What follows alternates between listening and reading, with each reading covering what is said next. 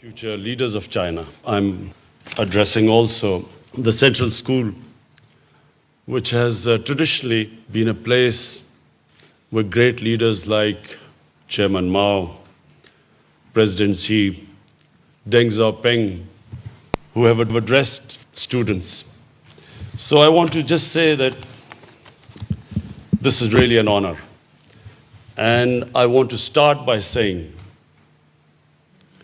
why someone like me, when you heard about me playing cricket, why a cricketer ended up in politics?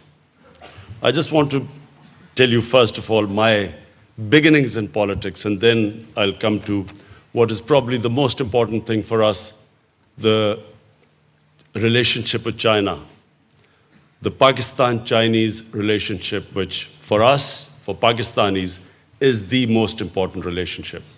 So before talking about it, I just want to talk about a cricketer who's played 22 years of international cricket. Why did he end up in politics? I was the first generation of Pakistanis who grew up in an independent country. My parents grew up in colonial India. My parents grew up when British ruled India. So I was the first generation of Pakistanis who grew up in an independent country. And we took great pride in our country. And when I was growing up, Pakistan was one of the fastest developing countries in Asia. Pakistan at one point was an example for the developing world. In the 60s, we had quality universities, we had the highest growth rate. Our first five-year plan was emulated by South Korea, by Malaysia. Countries looked upon Pakistan as a model in the developing world. But unfortunately, as happens in the lifespan of countries, you go in cycles, countries are ups and downs. So unfortunately, we lost our way. And what affected Pakistan, what stopped Pakistan from achieving its potential was one thing: corruption. Corruption of the ruling elite. The reason why countries are poor are not because they lack resources. Reason why countries are poor, because the corruption of the ruling elite destroys state institutions. And secondly, the money that should be spent on developing human resources gets diverted and goes into mega projects with mega commissions, with mega kickbacks. And the worst part of corruption is money laundering. Money that leaves the country. In my opinion, one of the biggest problems the world faces today is money laundering. Money laundering means money leaves poor countries and goes into rich countries. Money laundering means that despite all the aid given by rich countries to the poor countries, there is almost $1 trillion every year that leaves the developing world into developed world. And when money leaves the poor countries, it deprives that country of resources. It deprives the country of foreign exchange. They end up taking foreign loans. And who pays for the foreign loans are the people of the country through inflation, through higher prices. That's how they pay for the loans. So the poor get poorer and the rich get richer in poor countries, and the rich countries get richer and the poor countries get poorer. So Pakistan, unfortunately, after the mid-80s, started suffering from corruption. And our corruption quantumly grew. In mid-80s, I was playing cricket. I left cricket in 1992.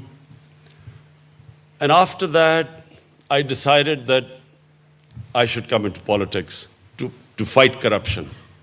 That's when I formed my party in 1996. The main plank of my party was to combat corruption. For 15 years, I struggled.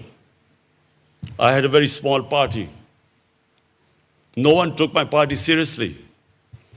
And the only reason I succeeded was because I learned a very important lesson from sports. You only lose when you give up. And a champion is a champion who learns from his mistakes, who analyzes his mistakes and corrects them. So these two things made me last for 15 years when my party was very small. And then 7 years ago, suddenly people began to realize what I was talking about, corruption.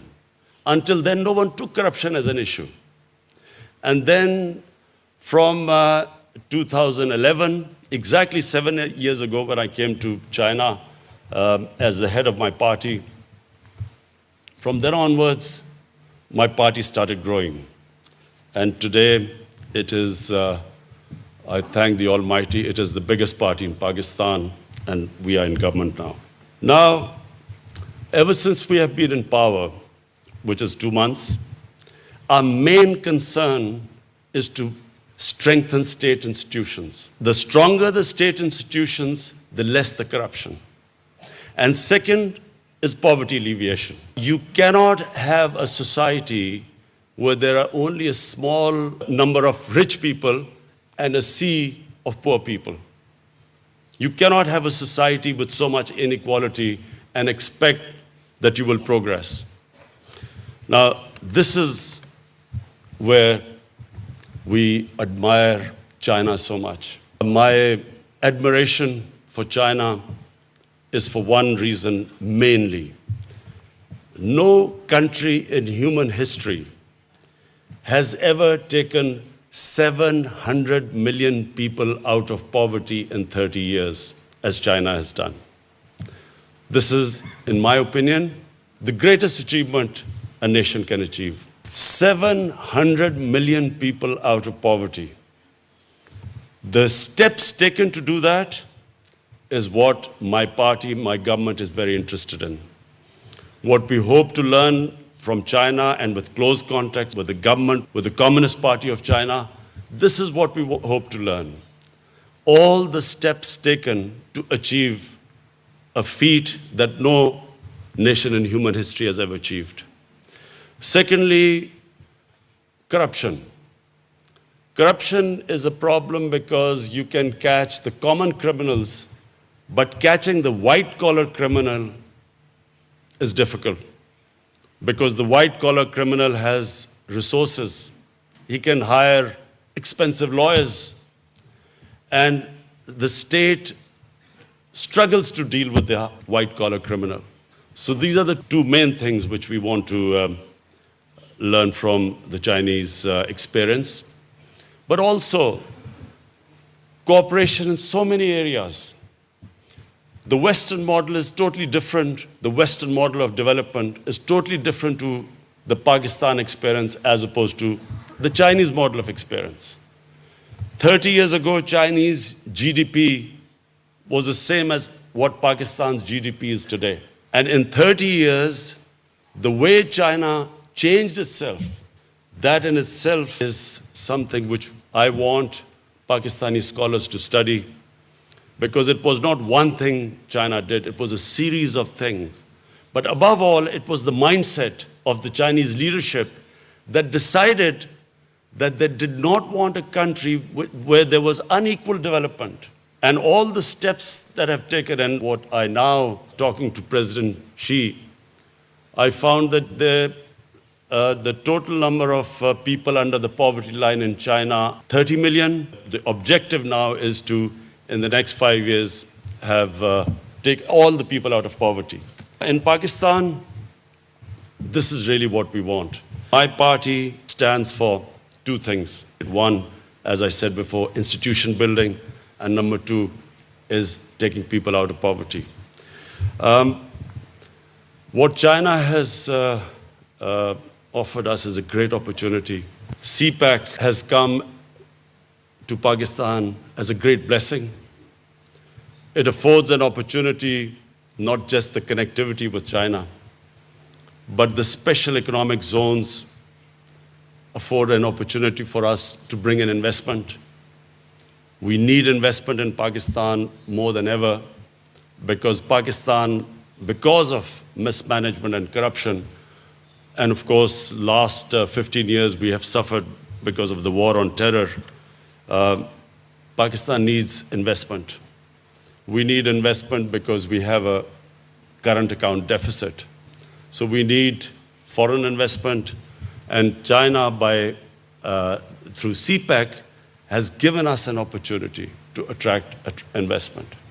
And then all the meetings we have had with China, with the Chinese government, with Premier Li, with President Xi, have given us great encouragement that at this time, with cooperation with Chinese companies, with Chinese government, we will be able to, my government is confident that we'll be able to get out of our present crisis because of these opportunities afforded to us.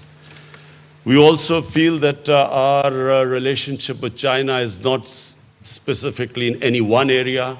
It's multidimensional.